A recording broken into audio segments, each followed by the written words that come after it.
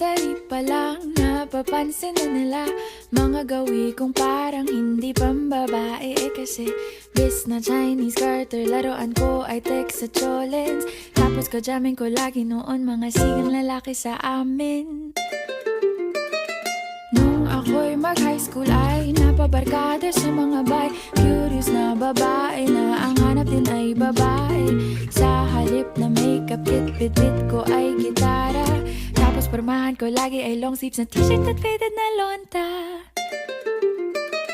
Pero nung makilala kita, nagbagong bigla ang aking timpla. Natutuwa ko na magpariban at mag-ahit ng kilay at least once a month. Hindi ko alam kung anong meron ka na sa akin ay nagpalambot ng bigla. Sinong mag-aakalang lalaki pala ang bibiyag sa tulad kong tigreng gala.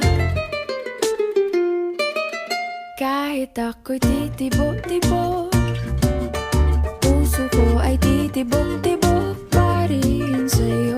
Isang halik mo lamang at ako ay tinatablan. At ang aking pagkababae ay nabubuhayan na para bang bulaklak na namumukadkad. Dahil alaga mo sa dilig at katamtamang sikat ng araw-araw mong pag-ibig sa aking buhay nagpapasarap.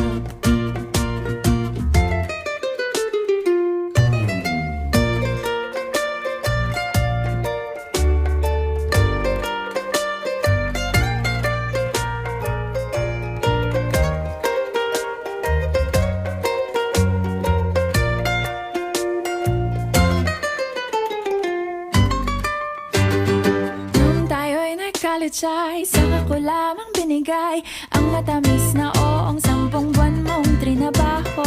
Sa halip na tsokolate at tipikal na mga diskarte, nabihag mo ko sa mga tula at sa mga katamong pabebe.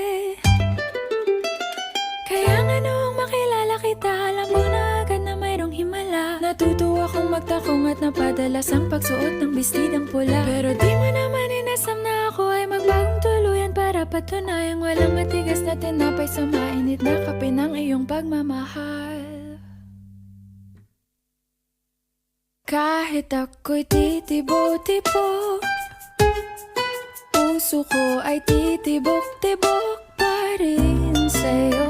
Isang halik mo lamang at ako ay tinatablan. At ang aking pagkababae ay nabubuhayan na para bang bulaklak na namumukadkad.